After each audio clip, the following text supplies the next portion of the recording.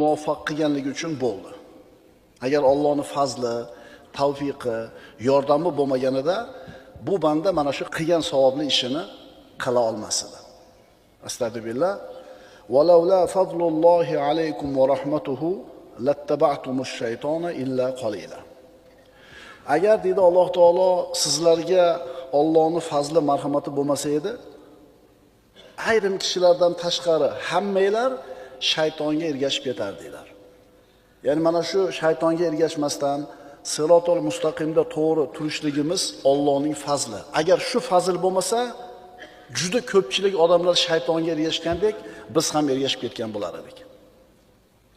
Boshqa oyatda Alloh taolo aytadi: agar sizlarga Allohning fazli, marhamati bo'lmasa edi, sizlardan biron kishi gunohdan pok bo'lmas edi. Lekin Alloh o'z fazli, marhamati bilan o'zi xohlagan kishini poklaydi. Alloh eshituvchi, bilguvchi bo'lgan zot. Demak, o'tgan darsimizdan kichkina bir takrorlash bo'ldi. Bizdan qanday xayrli savob amal sodir bo'lgan bo'lsa, buni biz qilganimiz yo'q. Buni Alloh bizga qildirdi. Bu Allohning fazli bo'ldi. Chunki siz qilgan o'sha ihsonni qilishga qodir bo'lgan 10 ta odam bor atrofingizda. Ehtimol sizdan ham boyroq odamlar bor. Ammo ularga nasib qilmadi, sizga nasib qildi. Shuning uchun ulamolar aytishadi, agar insonning ilmi komil bo'lgan bo'lsa, qilgan savobli amalini o'zim qildim demaydi. Agar insonni ilmi komil bo'lsa, meni amalim bor deb turib o'ziga katta baho bermaydi. Balki ana shu amalni bajarishlikka muvaffaq qilgan Alloh taologa hamd sanolar aytadi. Aqlli odam o'zim qildim demaydi. Aqlli odam amalim bor deb bilmaydi. Xo'p, mana endi aqlli odam, ilmi to'liq bo'lgan odam meni amalim bor demas ekan. Bu ishni men qildim demas ekan. Endi qachon u mana shunday deya oladi? Qaysi sifatlar unda bor bo'lsa, meni amalim bor deb bilmaydi, o'ziga katta baho bermaydi, ujubga ketmaydi. Birinchisi, u mana shu ishga Alloh meni muvaffaq qildi deyish kerak. Astagfirullah. Yamunnuna alayka an aslamu qul la tamunnu alayya islamakum balillahu yamunnu alaykum an hadakum lil imani in kuntum sodiqin. Arabiylar kelib payg'ambarimiz sollallohu alayhi vasallamga, "Ha, biz musulmon bo'ldik, biz iymon keltirdik" deb minnat qilishdi. Iymonlarini, islomlarini. Biz iymon keltirdik. Alloh taolo ularga javob berib aytdi: "Ey Muhammad alayhisalom, ularga ayting, sizlar menga musulmon bo'lganlaringlarni minnat qilmanglar. Balki agar iymonlaringda sodiq bo'lsanglar, Alloh sizlarni iymonga hidoyat qilganini minnat qilur. Iymon keltirganinglar rost bo'lsa, Alloh hidoyat bergani uchun iymon keltirdinglar.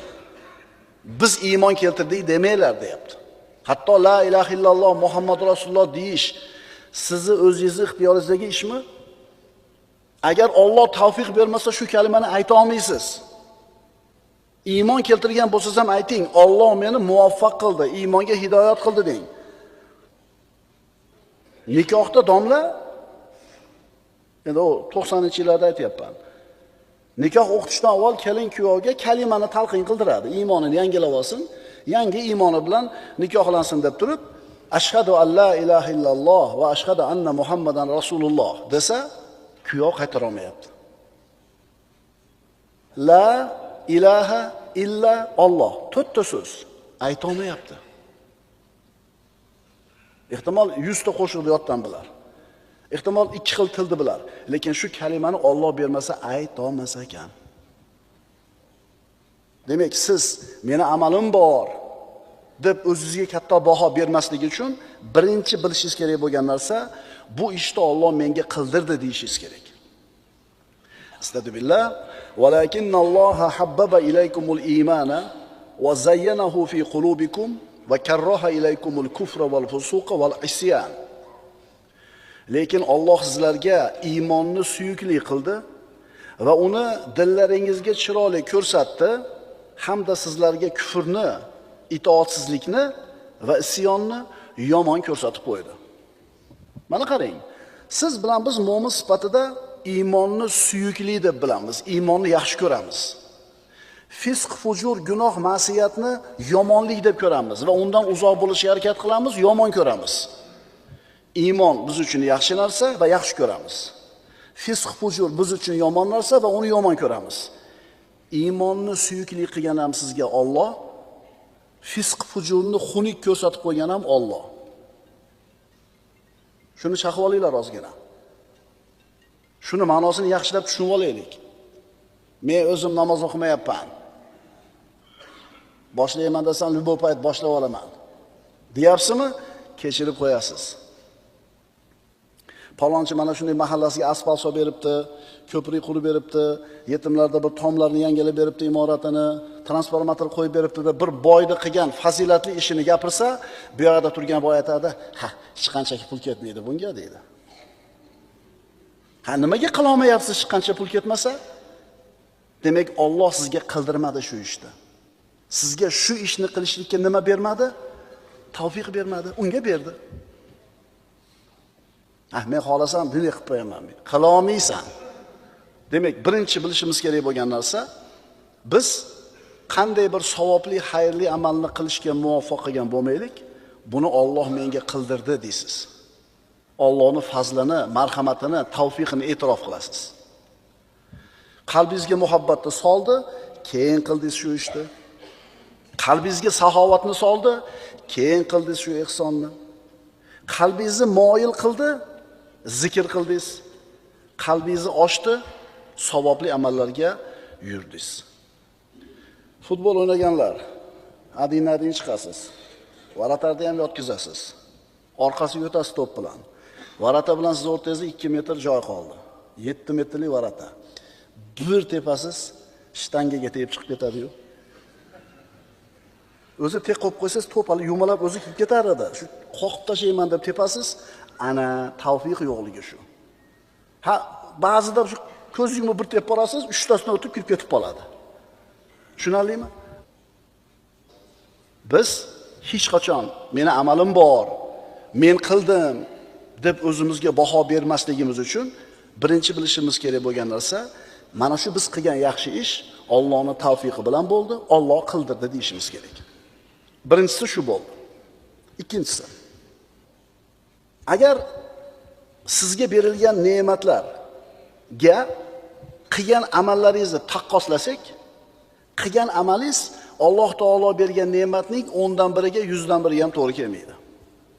Demak, siz meni amalim bor deb o'zingizga baho bermasligi uchun Alloh taoloning bergan ne'matlarini bir qarab fikr qilib ko'ring-da. Shunda sizni qilgan savobli amalingiz ularning oldida juda ham arzimas bo'lib qoladi. Astagfirullah. Va in ta'uddu ni'matallohi la tuhsuha. Robbimiz aytayapti, agar Allohning ne'matlarini sanasanglar, sanog'iga yeta olmaysizlar, albatta Alloh mag'firatli, mehribondir. Alloh taoloning bergan ne'matlarini bilasizmi? Qanchalar ko'p. Bitta tishingiz og'rib qoladi. Uxlamaysiz. Ne'mat ekan uyqu deysiz. Ichingiz o'tishni boshlaydi. Yeganingiz shirillab chiqib ketadi. Voy, yeganingni yebchi, esalama hazm qilib chiqarib olisham nima ekan? Ne'mat ekan. Bavul qila olmay qolasiz. Prostatangiz ishib ketib. 2 sutka, 3 sutka bavul qila olmay, siyomay yurasiz, quvug'ingiz ishib. Keyin hali kateterda tiqib turib, siydib holtingizni shunday bo'shatib qo'yganda, yo Parvardigor, ne'mat ekan deysiz. O'shuning uchun aytayapti Alloh taolo. Sizlarga berilgan ne'matlarni sanasanglar, shukrini ado qilish emas, sanab adoga yetkiza olmaysizlar. O shukrini ado qilishni qo'ying. Sanab tugata olmaysizlar deyapti. Mana shunga bir misol tariqasida payg'ambarimiz sollallohu alayhi vasallam o'zining hadis shariflarida marhamat qilganlar. Bir odam tog'ning ustida, g'orda 500 yil yashadi. Buloq bor edi, shu g'orning oldida bir dona anor daraxti bor edi. Kunda bitta anor pishadi, anorni yeydi, ozuqalanadi, suvda tahorat qiladi, ichadi. 500 yil mana shunday zaylda umr o'tkazdi. 5 asr. G'iybat yo'q, shikoyat yo'q, hisob kitob qilinadigan moli dunyosi yo'q. Hech narsa yo'q, faqat ibodat bor. 500 yil faqat nima qilgan? Ibodat qilgan. Endi qiyomat bo'ldi. Alloh azza va jalla uni taroziga olib kelib, bandam, hadisning mazmuni. Seni jannatimga o'zimning rahmatim bilan kiritaymi yoki qilgan amaling bilanmi? 500 yil faqat ibodat qilgan. Gunoh yo'q. Banda meni amalim bor deb o'yladi. Parvardigor meni qilgan amalim bilan jannatga kirgiz dedi. Alloh taolo amr qildi, maloikalar uni qilgan amallarini tortishdi tarozida. 500 yillik qilgan ibodati bitta ko'zining shukrini ado qilishiga yetmadi. Bu yoqda yana bitta ko'z turibdi. Ikkita quloq turibdi. Sog'lik turibdi. Onor turibdi, suv turibdi. Jahannamga hukm qilindi. Shunda Parvardigor tavba qildim, rahmating bilan jannatga kirgiz dedi. Shu bilan Allohning rahmati bilan jannatga kirdi. Banda meni amalim bor, mana shuncha ish qilib qo'yganman demasligi uchun birinchi unda bo'lish kerak bo'lgan narsa bu Allohning fazli bo'ldi deyish kerak. Ikkinchisi bergan ne'matlar haqida fikr qilib ko'rsa, qilgan amali arzimas bo'lib qoladi. Uchinchisi, agar banda kimga itoat qilayotganligini bir o'ylab ko'rsa, kimga sajda qilayotgani, kimga ibodat qilayotganligini fikr qilib ko'rsa, qilgan amali, toati, ibodati arzimas bo'lib qoladi. Sen qilgan gunohingni kichkinaligiga qarama. Sen kimga qarshi isyon qilganingga qara. Tushunarlimi? Nima endi? Berishdi, hamma qilyapti-yu. Sen mana shu beparvo qarashing bilan kufrga ketib qolasan. Bir odam gunoh kabira qilib turib, bo'ynini egib, tavba qilib, hijolat bo'lib, uyatib qilyaptimi? Har qalay xayriyat bor. Endi sen kichkina sanagan gunohingni, seni ko'zingda kichkina gunohdi. Nima endi, hamma qilyapti deb turib, mensimasligi bilan kufrga ketib qolasan. Endi banda qilayotgan amallariga aldanib, o'ziga katta baho berib qolmasligi uchun qilish kerak bo'lgan uchinchi narsa, kimga ibodat qilyapman men deyish kerak. Kimga ibodat qilayotganini qarasin, shunda qilgan amali har qancha katta bo'lsa ham arzimas bo'lib qoladi.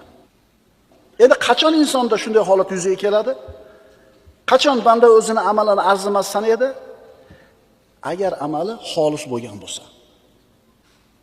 Qalbi g'aflatda bo'lmasa.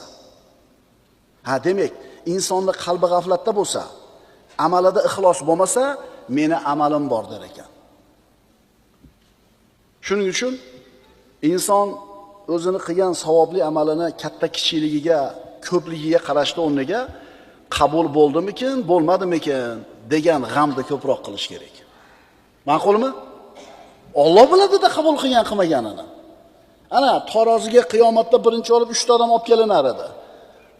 Olim, shahid va boy. Odamlar uni olim degan, dinning xizmatini qilyapti, taqvoli degan, ixlosli degan. Lekin qiyomatga borganda uni riyo uchun, xo'ja ko'risi uchun qilganligi ma'lum bo'lgandan keyin jahannamga birinchi bo'lib tushdi. Orqasidan saxovatli boyni olib kelindi. Hamma bilgan uni halol topganini, hamma ko'rgan o'rniga sarflaganini. Lekin qalbidagi niyatini kim bilgan? Alloh bilgan. Alloh taolo aytadi, sen Xotamtoy degan, saxiy degan nom uchun qilgansan. Odamlar saxiy dedi, haqqingni olding, sur jahannamga dedi buni. Uchinchisi shahid edi. Jonini fido qilib yuborgan edi. Lekin uning niyati odamlarning tilida shahid bo'lgan degan nom bo'lgani uchun u ham jahannamga ketdi. Shuning uchun sizning amalingiz bo'lsa, mabodo Allohning fazli bilan, Allohning tavfiqi bilan bir katta ish qilgan bo'lsangiz, siz bu amalingizni qabul bo'ldi, bo'lmadi. Shu narsa sizni o'ylantirsin. Fala tadrib biha wujuhana yawmal qiyamah degan duoyimiz bor. Parvardigor, mana shu amallarimizni qabul qil va qiyomatda yuzimizga urmagin bu bilan. Birinchisi, Alloh muvaffaq qilgani uchun shu ishni qildim deydi. Ikkinchisi, agar Alloh taoloning bergan ne'matlarga taqqoslaydigan bo'lsa, bu amali arzimas bo'lib qoladi. Xo'p, uchinchisi, kimga itoat qilayotganligini o'ylab ko'rsa banda, bu amalim hech narsa emas deydi. Bu amalining kattaligini gapirma, kattaligini o'ylama. Qabul bo'ldimi, bo'lmadimi, shuni g'amini qil sen. Bu masalada jiddiy o'ylanib ko'rish kerak. Chunki yaralgan kunidan boshlab Allohga tasbih aytib to'xtamagan farishtalar bo'ladi. Yaraldi, qiyomatgacha tasbihda, biri sajdada, biri rukuda, biri zikrda, biri qiyomda. Kecha kunduz Allohga tasbih aytadigan farishtalar hech qachon charchamaydi, to'xtamaydi.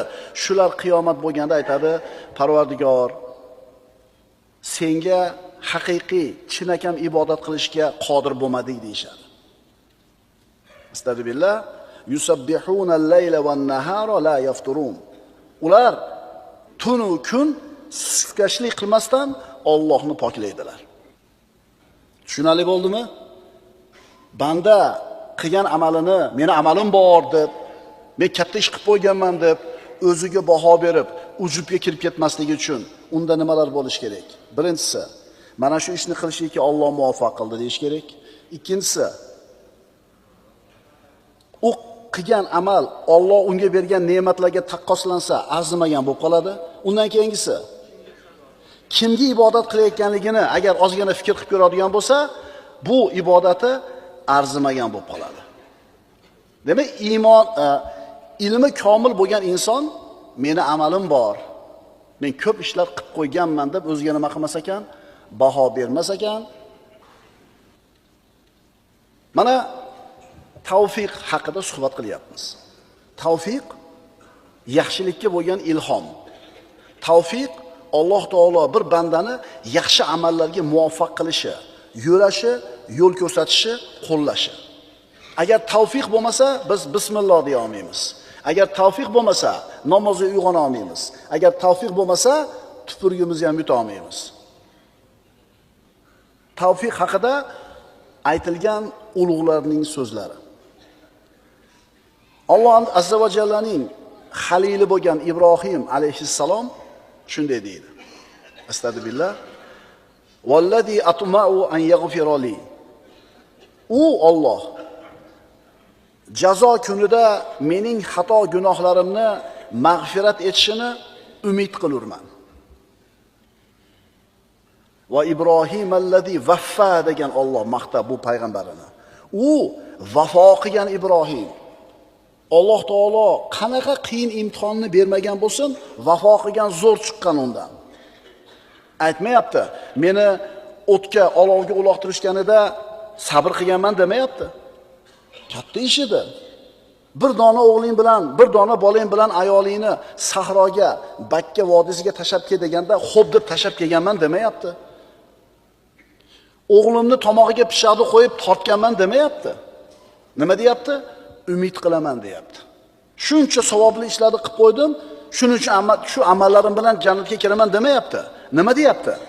Umid qilaman deyapti. Bizda bu ishlarning milliondan biri ham yo'q. Mana shu Ibrohim alayhissalomning o'g'li Ismoil alayhissalomni tomog'iga pishaqni qo'yib tortishligi haqida Alloh aytadiki, inna haza lahuval balaul mubin. Mana shu, ya'ni o'g'lingni so'y degan buyruq.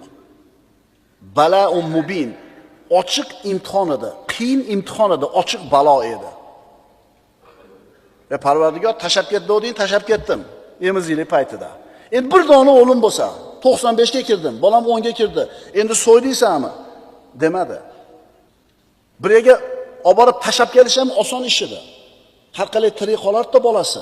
Endi qo'ling bilan so'y deb Alloh taolo ishora qildi. Ikkilanmasdan pichoq tortdi. Mana shuncha ulug' ishni qilgan Ibrohim alayhissalom, meni amalim bor, shu bilan jannatga kiraman deyaptimi? Yo'q, umid qilaman deyapti. Muhammad Mustafa sallallohu alayhi vasallam. U zot sallallohu alayhi vasallam marhamat qilib aytadilar: "Lan yudkhila ahadan amaluhu al-jannata." Hech bir kimsaning qilgan solih amali uni jannatga kirita olmaydi. Ibrohim alayhissalom ham bular qatorida va Muhammad alayhissalom o'zi ham bular qatorida. Hech kimning qilgan amallari, savobli amallari uni jannatga kirgizib yubora olmaydi. Vala anta yo Rasululloh, sizni ham amalingiz jannatga kirita olmaydimi yo Rasululloh? La, vala ana dedilar. Ha, meni ham amalim jannatga kirita olmaydi.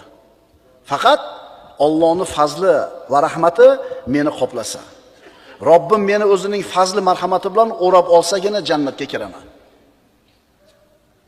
Kim Muhammad alayhisalomdek bo'la oladi? Hech kim. Kim Muhammad alayhisalomchalik sabr qila oladi? Hech kim. Kim Muhammad alayhisalomchalik saxovatli bo'ladi? Hech kim. Lekin mana shu zot sallallohu alayhi vasallam aytibdilar, Alloh rahmati bilan o'rab olsa, keyin jannatga kiraman deyaptilar. Agar biz Muhammad alayhisalomchalik amal qilganimizda ham amalim bor deyishga haqqimiz yo'q. Abu Bakr Siddiq roziyallohu anhu Rasulullohga birinchi bo'lib iymon keltirgan kishi. Siddiq laqabini Rasulullohning muborak og'izlaridan eshitgan kishi. Tirikligida jannatiy ekanligini eshitgan 10 ta sahobaning birinchisi. Rasululloh bu sahobasini qanday baholaganlar? Agar odamlar orasidan Halil tanlashim kerak bo'lsa, eng yaqin do'st lattaxastu Abu Bakrin Halila. Abu Bakrni o'zimga do'st tutgan bo'lardim deganlar. Mana shunday Abu Bakr Siddiq roziyallohu anhu va hal ana va mali illa laka ya Rasululloh dedi. Ya Rasululloh, men ham topgan pulim ham sizniki emasmi ya Rasululloh degan. Umar ibn Xattob islom mo'jizasi.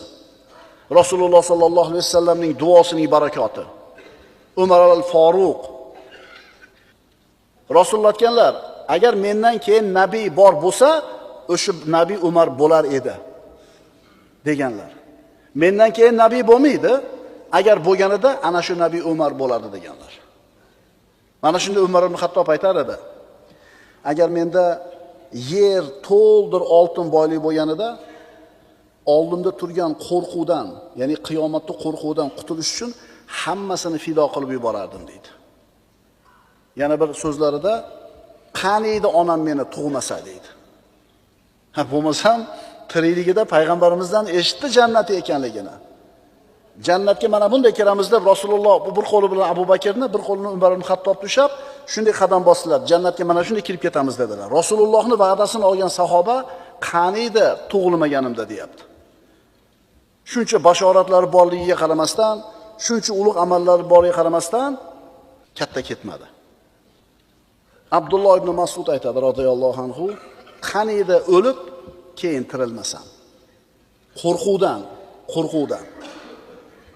Ummatning peshvosi bo'lgan salaf solihlar shunday fikr qilishardiki, amalim bor deb bilishmas edi. G'am qilishar edi. Shuning uchun Alloh ulardan rozi bo'ldi. Sizda, menda biz aytayotgan Allohning tavfiqi bormi, yo'qmi? Sen tavfiqli odammisan?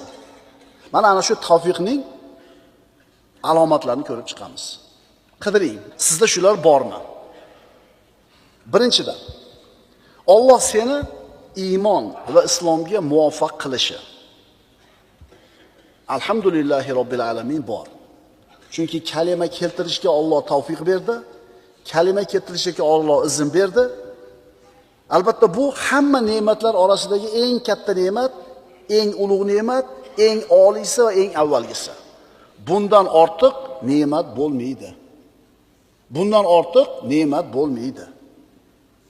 Kufrga to'layotgan bu olamda Alloh sen uchun tanlab bergan, sendan talab qilgan asosiy narsa iymon. Astagfirullah. Balillahu yamunnu alaykum an hadakum lil iman in kuntum sodiqin. Ey Muhammad alayhisalom, ona arabiylarga ayting, biz iymon keltirib qo'ydik deb minnat qilayotgan arabiylarga ayting. Balki agar iymoningizda sodiq bo'lsanglar, Alloh sizlarni iymonga hidoyat qilganiga minnat qilur. Bormi bizda shu? Alhamdulillahi robbil alamin. Iymon bilan islom bormi? Tavfiqni birinchi alomati. Agar bizda iymon bo'lmasa, bizda shirk bo'lsa, kufr bo'lsa, na'uzubillah, hamma amallarimiz xabada bo'lib ketadi. Yana nimasi doim mo'minni o'ylantirish kerak? Ha, xo'p, mana shu alomatlarning hammasi bor senda. Tavfiqning 10 ta alomati bor deylik senda. Doim xavotirda turishing kerak. Nima deb? Nima degan xavotir doim turish kerak bizda? Shu iymon bilan o'lib olay. Shu iymon bilan turganimda omonatni topshirib olay. Chunki oxirgi lahzasigacha shayton bizni tark qilmaydi. Bilasizlarmi? To tanimizda bu jon omonat turar ekan, shayton umidini uzmaydi. Imom Ahmad ibn Hanbalni vafotini qaraydigan bo'lsak, mana ulug' mazhab boshilarimizdan.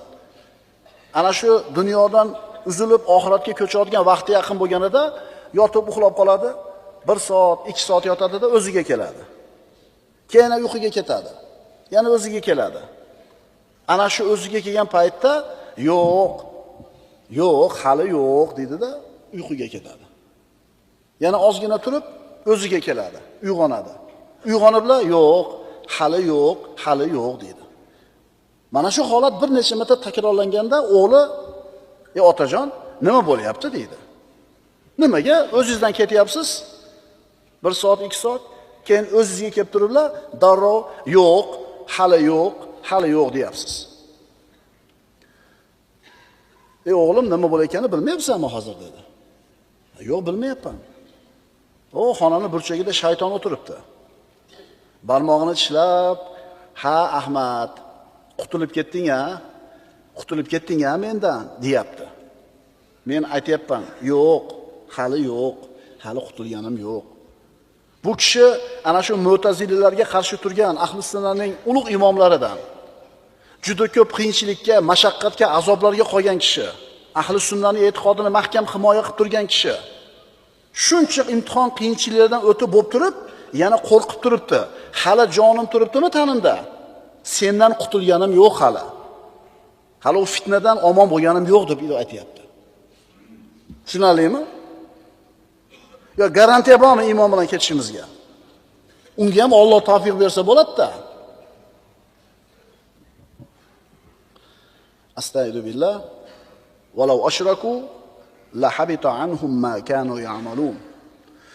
Agar ular mushrik bo'lganlarida qilgan amallari behuda ketgan bo'lar edi.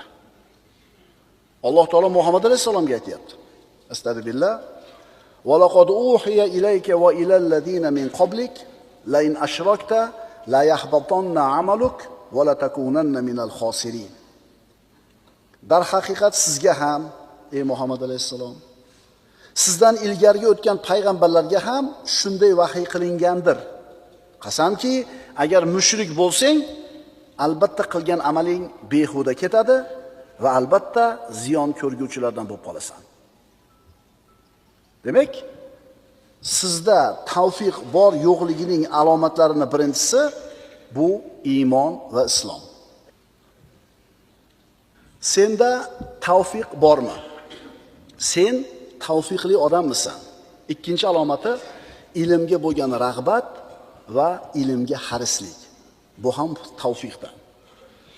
Shar'iy ilmlarni o'rganish, diningizni yaxshiroq tushunishga harakat qilishingiz, halol haromni tanishga, qaysi ishlarni qilsam Alloh mendan rozi bo'ladi degan intilishni sizda bor bo'lishligi, ilmga bo'lgan ishtiyoq ham tavfiqning belgisi. Ilm majlisida o'tirasiz, rohatlanasiz. Ahli ilmlar bilan birga bo'lishga doim intilib turasiz. Ilmni ko'paytirishga bo'lgan rag'batingiz bor. Bu ham tavfiqi bor odamda bo'ladi, hammada emas. Ilmdan qochmaysan, ilm majlislaridan bezimaysan. Payg'ambarimiz sollallohu alayhi vasallam aytadilar: "Man yuridillahu bihi khayron yufaqihu fid-din." Payg'ambarimiz aytayaptilarki, Alloh kimga yaxshilikni ravo ko'rgan bo'lsa, uni dinda faqih qilib qo'yadi. Diniy ilmlarda, shar'iy ilmlarda berganligi tavfiqning bitta alomati. Endi ilm majlisida o'tirishni xohlamaysizmi? Shu azimagan narsani bahona qilib chiqib ketasizmi? U tashqaridan kirmayotganlar ilm majlisiga, u o'zi xohlamay, o'zi kirmayotgan joyi yo'q. Alloh uni kirgizmayapti u yerga. Undan pul so'rashmas edi. U ilm majlisiga kelsa, birov urmas edi uni. Ilmga qiziqish, ilmga rag'bat yo'qmi? Demak, bu odam betavfiq odam. Betavfiq derdik eskilar. Betavfiq degani Alloh esdan chiqargan banda. Alloh esdan chiqargan banda, Allohning ishi yo'q u bilan, o'zini holiga tashab qo'ygan banda. Bu banda halok bo'lishda shubha yo'q, ikki dunyoda ham. Sen tavfiqli odammisan? Birinchi alomati iymon, islomda bo'lishi, ikkinchi alomati ilmga bo'lgan rag'bat bo'lish kerak sizda. Agar ilmga qiziqish bor bo'lsa, demak tavfiqning ikkinchi alomati bor. Uchinchi alomati savobli amallarga muvaffaq bo'lishlik. 5 mahal namoz o'qiysiz, qoldirmaysiz. Allohning tavfiqini belgisi bu. Chunki hamma ham o'qiy olmayapti. Ramazonda bir kun qoldirmasdan ro'zangizni tutasiz va bir kun qoldirmasdan tarovaga kelasiz. Kelasiz, 8 rakatda chiqib ketmaysiz. Bu ham tavfiq. Nafl amallar, zikrlar, Qur'on tilovati, istig'for. Mana shu zikr ham Allohning tavfiqi bo'lmasa ayta olmaysiz. Ha, zikrda 1 oy, 2 oy domlangiz majbur qiladi aytasiz. Bu narsani, shuni mazasini totib qolganingizdan keyin, Allohdan tavfiq kelgandan keyin zikrda aytmagan kuningizni nuqsonli kundek his qiladigan bo'lib qolasiz. Quduqlar qazish, masjid madrasalarda bino qilish, yetim yesirlarda boshini silash, xayrli amallarda qoyim bo'lish, haloyiqqa foydali bo'lish, jamiyatga foydali bo'lish ham tavfiqi bor odamda bo'ladi. Sen tavfiqli odammisan? Birinchi alomati iymon va islom, ikkinchi alomati ilmga bo'lgan qiziqish, rag'bat, uchinchi alomati savobli amallarga muvaffaq bo'lishlik. Anna rajulan qala ya Rasululloh, ayyun nasi xayr. Bir kishi kelib payg'ambarimiz sollallohu alayhi vasallamdan so'radi. Ya Rasululloh, odamlarning yaxshisi qanday bo'ladi? Qaysi odam odamlarning yaxshisi? Rasululloh aytdilar: "Man tola umruhu va hasuna amaluhu." Umri uzun va amali chiroyli bo'lgani odamlarning yaxshilari. Bir odamning umri uzun bo'lib turib fisq fujuda bo'lsa, bu yaxshi odam degani emas. Umrni uzun bo'lishigini o'ziga yaxshi emas. Balki umri uzun bo'lib turib amallari chiroyli bo'lgani. Sen tavfiqli odammisan? Tavfiqning alomatlarining birinchisi iymon va islom, ikkinchisi shar'iy ilmlarga bo'lgan qiziqish, rag'bat, uchinchisi savobli amallarga muvaffaq bo'lishlik. أقول قولي هذا وأستغفر الله لي ولكم إن الله وملائكته يصلون على النبي يا أيها الذين آمنوا صلوا عليه وسلموا تسليما والسلام عليكم ورحمة الله تعالى وبركاته.